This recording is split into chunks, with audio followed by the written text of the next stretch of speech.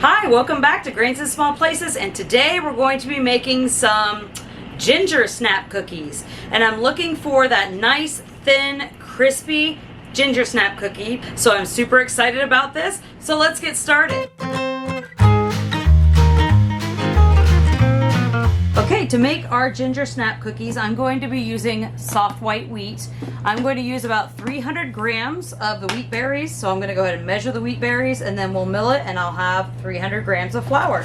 That's one of my favorite ways to do it. That way I can mill everything fresh at the same time as making the ingredients for my recipes.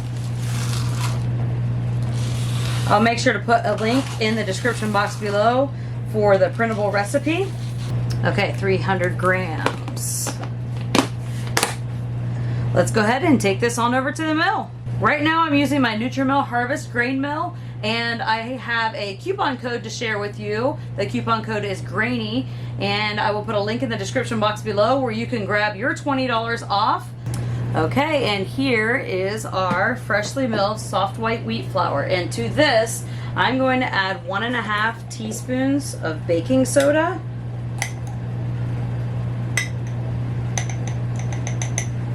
Make sure you're using baking soda here and not baking powder, because these are a crunchier, crispy cookie. We don't want that. Baking powder will cause them to kind of puff up a little bit extra and be a little bit softer, and we kind of want that crunchy cookie. And we're going to use 1 teaspoon of ground ginger, and I got to thinking it would be really great to use these as a base for a cheesecake. Particularly my cheesecake recipe that I have is a lime cheesecake, but I was thinking I might take the lime out, add a little bit of canned pumpkin or pumpkin puree, and drizzle in some caramel. I thought that might be delicious, and these ginger snap cookies might be the perfect addition to that to make the crust out of.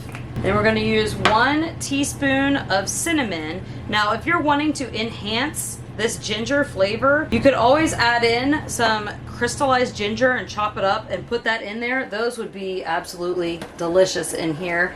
If you don't like a very strong ginger flavor, you could always decrease the amount of ginger, the powdered ginger that we're using, to 1/2 teaspoon. So I love how this recipe is adaptable to your preferences and what you like. You can make it exactly how you wish. Okay, and the last seasoning we're going to be adding into here is some nutmeg. Now you can add ground nutmeg, that's fine. I have a whole bunch of these whole nutmegs that I like to use. I think that it just enhances the flavor. I can link below where I got the whole nutmegs. I just got them off Amazon. They were pretty inexpensive. Some of your bulk buy places or stores that sell seasonings and things like that probably sell whole nutmegs as well. So I'll make sure to link these below, and any of the other things that you see here, I will link all of those below too. That way if you have any questions about them, you know where to find them. So this, we're going to add about 1/2 teaspoon of the ground nutmeg. Now don't go too heavy with this because it can start to taste a little bit on the perfumey side. So that's probably somewhere between 1/4 and 1/2 teaspoon, maybe a little more. Okay, because we want the ginger to shine here, but the cinnamon and the nutmeg and the molasses all enhance that ginger flavor. And the last thing we're going to add is about 1/4 teaspoon of salt. Now I'm using unsalted butter today. If you want to use salted butter, you could decrease the amount that we're adding in there. So either butter will work in this recipe, and I'm just going to use this and stir this into my dry ingredients.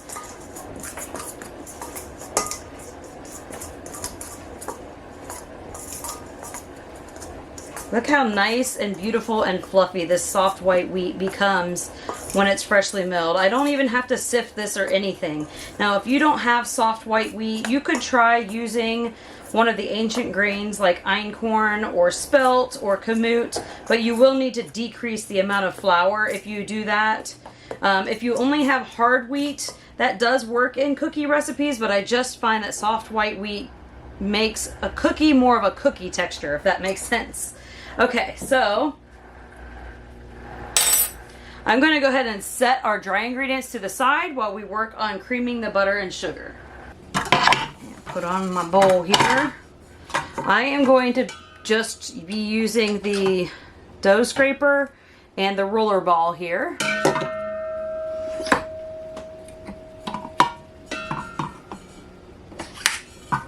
Okay, let me see if I can position that better. Okay, I hope that's better. Okay, so the trick to almost all cookie recipes, except for my recipe where I brown the butter beforehand, but the trick to almost all cookie recipes is you want soft butter. I'm not talking soft like you leave it out for 15 minutes on the counter and it's just a little bit soft. I'm talking soft like you can see. This is very soft. Whoops. So I'm going to be using 1 cup of butter or 2 sticks of very soft butter. Now we don't want this melted. If this is melted, that becomes a whole new issue. So what I like to do is if I feel like making cookies, I will just set butter out the night before on my counter. If I decide I'm not making the cookies, I'll pop them back in the fridge. If I decide I am making the cookies, then we're great. And I will tell you a little hint, I almost never decide not to make the cookies. Okay, and to this butter, I'm going to add 1 cup of sugar, and we're going to go ahead and start creaming this together.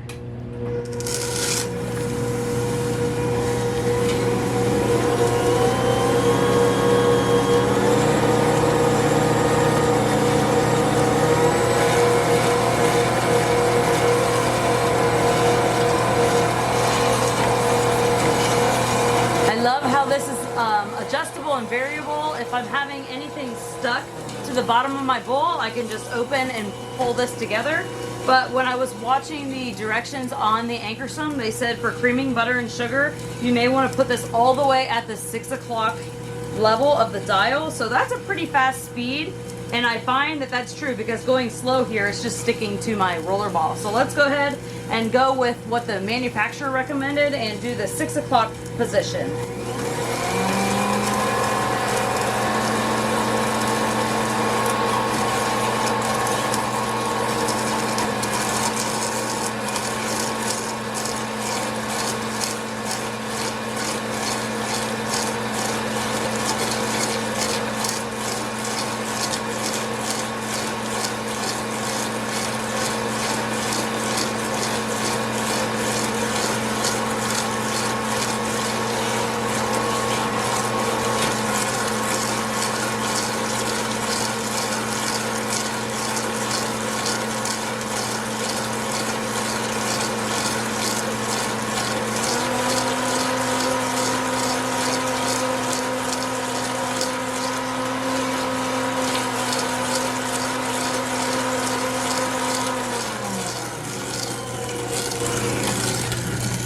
Wow, okay, I went all the way up to the fastest that it goes just to see for fun. But I am actually really impressed. Let me see if I can get you a closer look. I was very skeptical.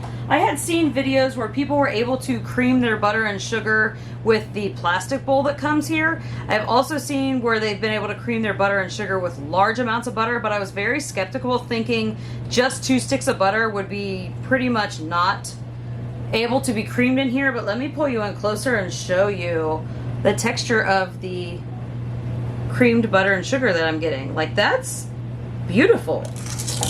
And it really didn't take that long. So the scraper does a decent job at pulling it off the side here, but look how much lighter in color this is. I'm extremely happy with this. So I'm glad I went ahead and made the risk and decided to go with this attachment to try it out. That way we could do it together. Okay, so the next thing that we're going to need to do is add in 1 egg, and then we're gonna add in our molasses. So I'm gonna go ahead and put in the egg.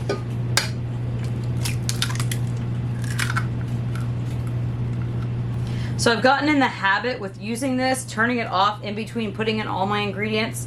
I have seen other people just continue to put the ingredients in while this is spinning, and when I get more comfortable with it, I'm sure I'll do that. But it also makes it easier to talk. Even though this is the most quiet even though this is the most quiet mixer that I've ever used, it still is a little bit of noise over top of my talking, and I know I don't have the audio perfect. So I guess it helps to go ahead and turn off the mixer or slow it down while I'm talking as well. So I'm going to go ahead and mix in the egg.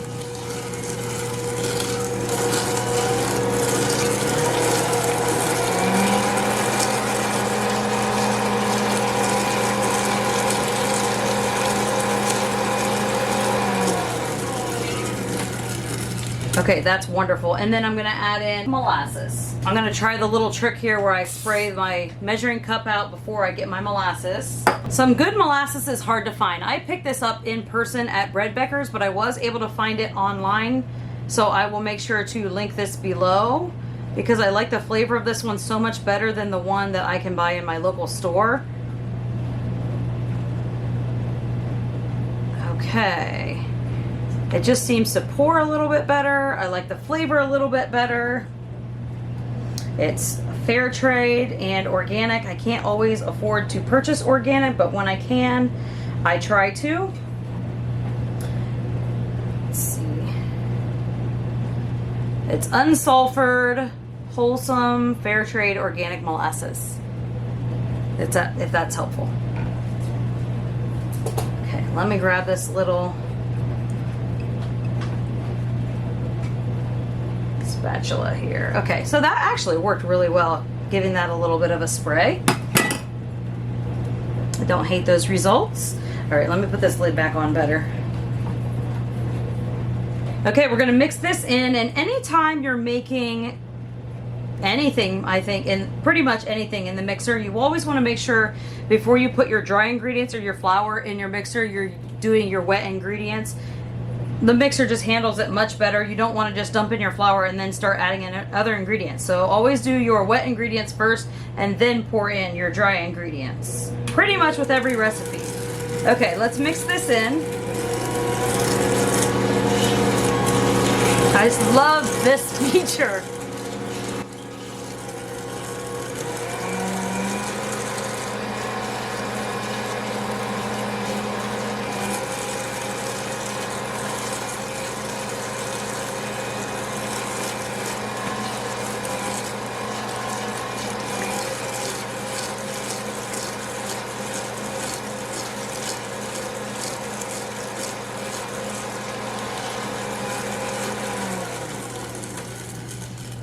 Okay, I believe we are ready for our dry ingredients. I do have a little bit of, let me pull this up. Here's the one side that it scraped from, but I do have a little bit on the back here, and some of this is not mixed in, you can see, so I'm gonna go ahead and use my spatula and scrape down the sides. Just one time to make sure everything is all mixed and incorporated in together.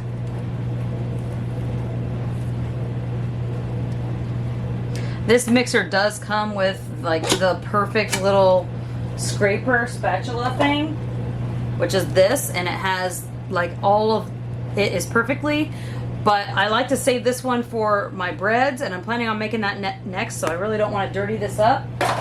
I find that this tiny little spatula does a really nice job as well, so I'm just going to go ahead. Beautiful, perfect. Okay, let's go ahead and mix that one more time. Oops.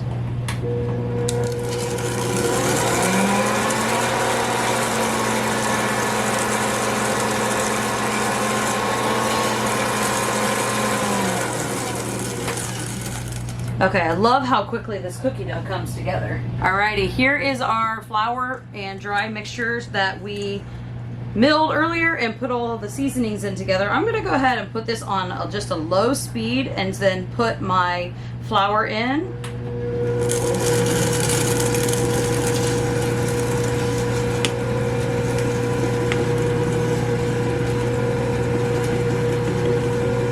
Oh my goodness, this smells like gingerbread, like Christmas. I can't even explain. It smells amazing. Oh, the ginger smells so good.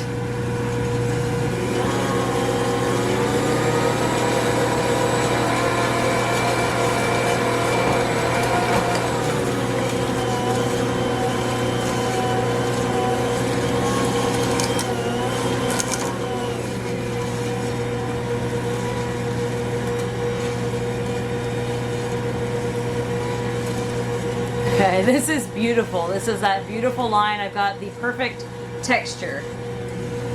So sometimes you just have to play with this or this to get it all incorporated. I'm gonna go ahead and scrape this down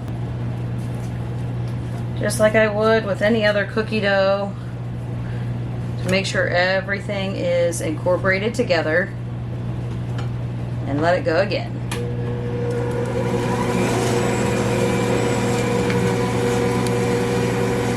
These are gonna bake at 375 degrees Fahrenheit for about 13 to 16 minutes or so. Okay, that is beautiful. I'm loving that.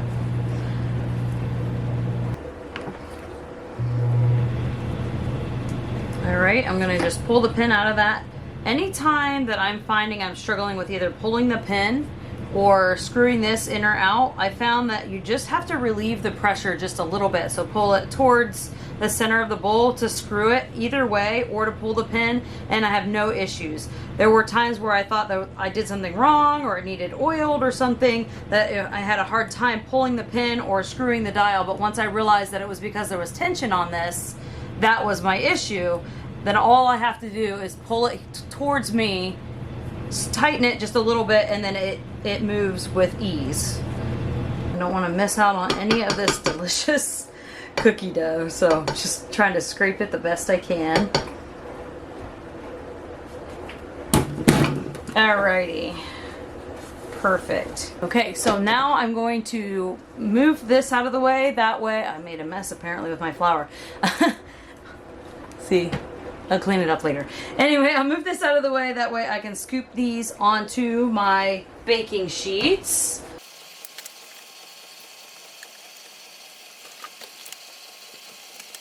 Okay, and you want to make sure that you line your baking sheets with parchment paper or a silicone mat, baking mat, or something, that way the cookies don't stick. I'm going to grab a little bowl here and put about a half a cup of extra sugar in here so we can roll our cookies in the sugar. So you can always skip this step and just go straight to baking the cookies if you're trying to cut back on the amount of sugar in the cookies. Okay, I used to only have one cookie scoop, but I went ahead and sprung for a 1-inch cookie scoop because I want these to be pretty small. This cookie scoop would be the perfect cookie scoop for those vanilla wafers with my vanilla wafer recipe that I have, which I can link that recipe below as well if you're interested in making those. So I'm just going to scoop this out, put that in my sugar mixture and just give it a little roll around, and put that on my lined baking sheet. And I want to make sure these are going to spread a little, so we want to make sure that we don't put them too close together. So for my tray here, I'm probably only going to do about 8 or so. If you have a bigger cookie sheet, you could of course go a little bit more than that. If I ever have a discrepancy between my video and the written recipe usually always is the correct recipe, because that's the recipe that I can alter and change if I've made a mistake.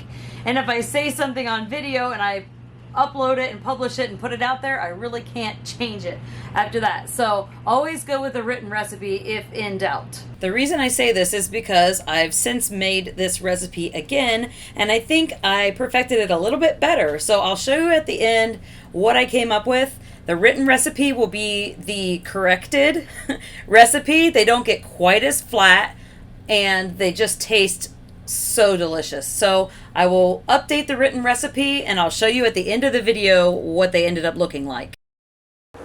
Okay, we shall see. I may regret trying to get 8 on here. My next tray I may need to put 6 on there. So let's go ahead and bake these, and I'm going to continue on filling my next tray. I may only put 6 on here depending on what happens with my 8 tray.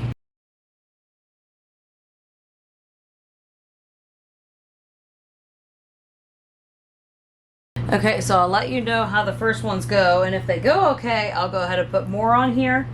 If not, I'm just going to wait and see how they go, and I'll let you see that. So if you don't have a 1-inch cookie scoop, you could always, this is a very wet sticky dough, so you could always use a spoon and ball it up into about a 1-inch circle and then roll it. Once you've rolled it into the sugar, they're not so sticky anymore, but the 1-inch cookie scoop really makes a difference. Now this is a wetter dough, so I don't have an issue with it breaking my cookie scoop. So this is a cheaper cookie scoop, but I know that with like chocolate chip cookie dough or a thicker cookie dough. Sometimes these cheaper cookie scoops can kind of wear out pretty quickly.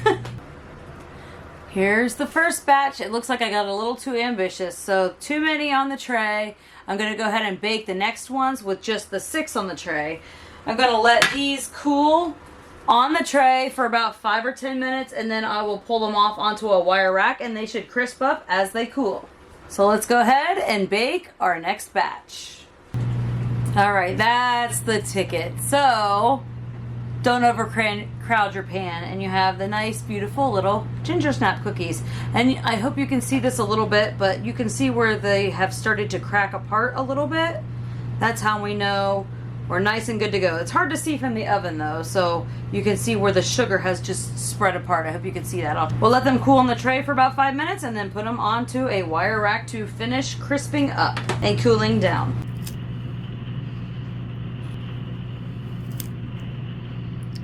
Perfect snap.